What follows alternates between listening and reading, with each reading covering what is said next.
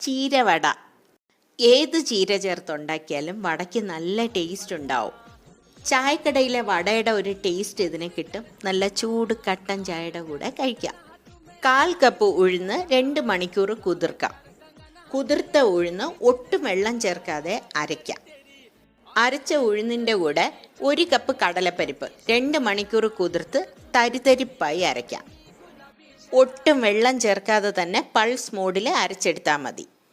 ഉപ്പ്, 1 സ്പൂൺ ജീരകം, 1 സ്പൂൺ പെരിഞ്ജീരകം, 1 സ്പൂൺ വീതം ചോപ്പ് ചെയ്ത ഇഞ്ചിയും പച്ചമുളകും, 10 വെളുത്തുള്ളി ചതച്ചത്, 1 സവാള പൊടിയായി അരിഞ്ഞത്, കൂടെ 1 കപ്പ് ചീര ചേർത്ത് കുഴച്ചെടുക്കാം. ഉരുളകളാക്കി വടയുടെ ഷേപ്പിൽ ആക്കണം. നല്ല തിളച്ച എണ്ണയിലിട്ട് ഫ്ലെയിം മീഡിയമാക്കി വറുത്തെടുക്കുന്ന ഈ വടയ്ക്ക് ആഹാ എന്താ രുചി!